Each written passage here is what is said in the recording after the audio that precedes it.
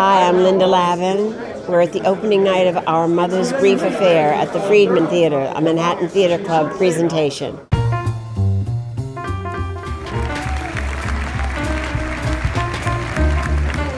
Our Mother's Brief Affair is a story of a woman who tells her children very late in life that 30 years before that she'd had an affair. Did I ever tell you about my affair? And they are so surprised to hear that.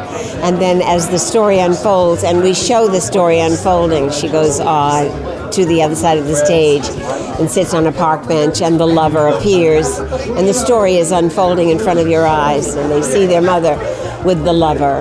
And then it becomes even more intriguing, which I won't give away because it becomes a very deeply interesting play. You have the energy of this ensemble telling this story about this woman's past, which it turns out we don't know much about, and neither do her adult children. And that unfolds as you go on in the play in surprising ways. He was drinking coffee from an Acropolis cup. He was carrying the Post. The Post? It was the 70s. The Post was different then.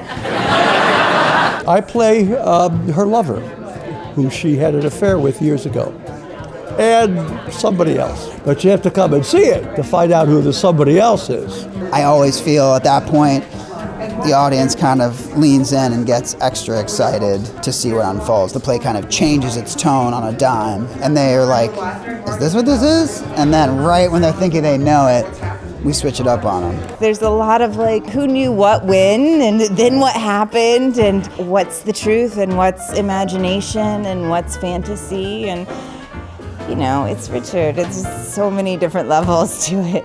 I wore my Burberry. Oh God, yes. My scarf. You certainly did wear that scarf. Well, I had to. It was costly. It was a nice scarf. Your father bought it for me, but I wore it anyway. It's a play that I have trouble talking about because it's one of my few plays that has a twist, I suppose you'd call it, or something I want to keep secret to the extent that it's possible to keep anything secret these days. He's telling stories about how do we live, how do we impact our children, what secrets do we keep. So I think there's a lot to chew on, but of course he's so funny that there's a lot of laughter all the way through the piece, which means you can have a great evening and then go home and say, well, wait a minute, what are some of the things he really was talking about here? I always hope that people leave the theater moved by what they experienced, and I'm a theater goer as well, so I hope that when I go to the theater, something's going to move me about what was told and performed, and I will know something more about myself and hopefully about the world.